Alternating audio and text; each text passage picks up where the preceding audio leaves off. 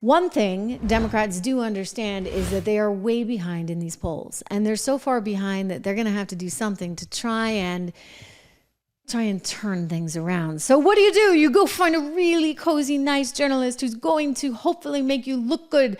Maybe not as good as Oprah could make you look, but hopefully more than 300,000 people will tune into this one. I can't make any promises. It is MSNBC after all. But Kamala Harris has decided to sit down with a journalist at MSNBC. And I say journalist because this particular reporter actually didn't grow up in the world of journalism at all. She was a salesperson on Wall Street. Why did I start 76 Research? Why, ladies and gentlemen? So we could get away from those salespeople on Wall Street. You know what? We don't want to be sold anything, whether it be by some MSNBC reporter who just became a reporter and used to be a Wall Street salesperson, or anyone else. I'm trying to find the logo so we can put that up for you guys to go over to 76research.com, 76research.com, and get the 76 report. You can also get all the more portfolios. You can get the founders package, which is the best deal. Get the founders package if you're really looking to really expand your horizon and understandings of portfolios. And there's 10 to 15 stocks in each and every one. I'm not a salesperson. You see, you go and buy those stocks. I make no money on it. And by the way, we're offering the 76 report for $1 a month with code word $. Cancel anytime, goes to $9.95 thereafter. But you're getting all this information for one set fee. This journalist, in quotations, over at MSNBC was actually a salesperson at Deutsche Bank. And,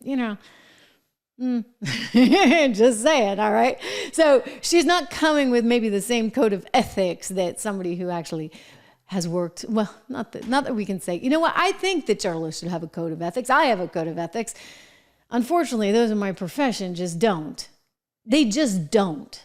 And they make favors and they make trades and they say, I promise you I won't ask you about that. But I am going to ask you about that. And then in telling them I'm going to ask you about that, guess what? You're feeding them the question. So I guarantee you that there's a little backroom Wall Street action going on here. And you've got this reporter who is going to sit down with Kamala Harris and ask her a bunch of questions. You see, that's how you know they were so scared. They were so nervous. They were like, oh my gosh, look at these polls. You got Quinnipiac. You got New York Times Siena. You've got Polymarket. You've got all of them coming out once again in favor of Donald Trump. In CNN, they got a 1-point spread difference. And as I've told you, if you're losing by 1 point to Donald Trump, Kamala Harris, you're actually really losing. So maybe they can salvage the situation by doing an interview with an ex-Wall Streeter turned MSNBC host. Good luck. Good luck. Good luck. She ought to be able to ask her some questions on the economy. Again, I'm sort of doubtful that it's going to happen. I suspect that there was some sort of quid pro quo that was going on. Well, I'll do this, I'll do that. And, you don't have to worry about that. But there's a lot of questions that I would have certainly for Kamala Harris on the economic front. They're multiple. I mean, fundamentally, I do want to understand, is this woman really and truly the socialist communist that she presents herself to be? Kind of feels like that. $25,000 for every single new home owner out there. Here you go. Step up.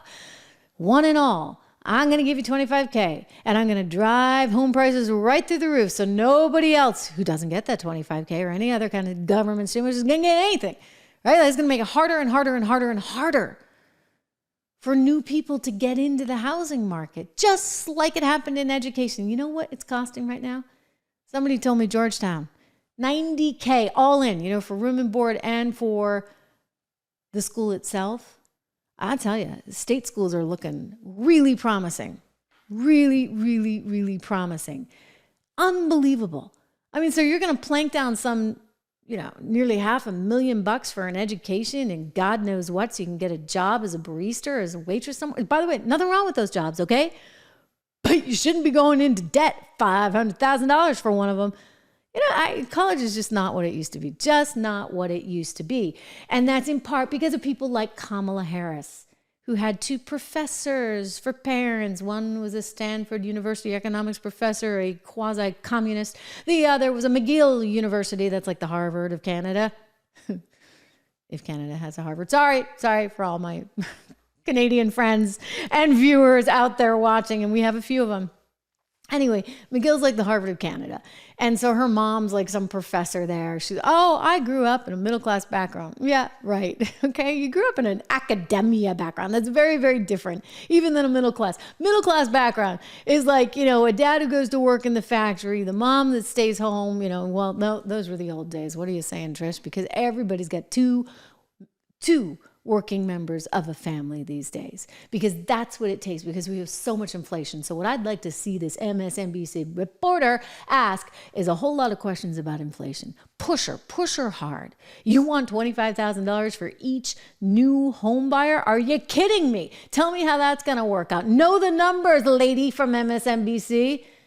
Get your sales team to figure out those numbers and figure out how it actually works out.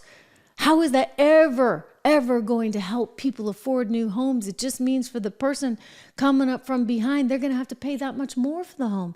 You're going to drive more inflation, just like you drove it into college education prices, just like you drove it into healthcare prices.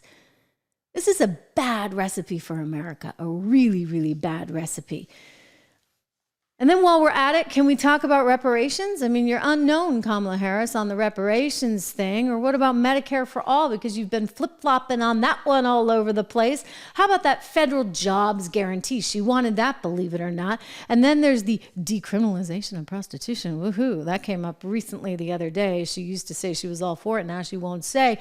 And importantly, especially for Pennsylvania, fracking. She was against it, vehemently against it. But now she's all for it.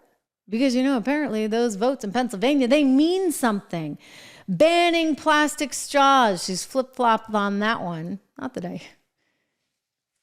It's not the most important one, but I think it speaks to the lack of authenticity that we get on any given day from Kamala Harris. I'm not so sure that she really knows what she thinks herself. And maybe that's part of the problem. Maybe she's got to have, Obama in her ear telling her what to do and what to think and what to say in order to actually do anything.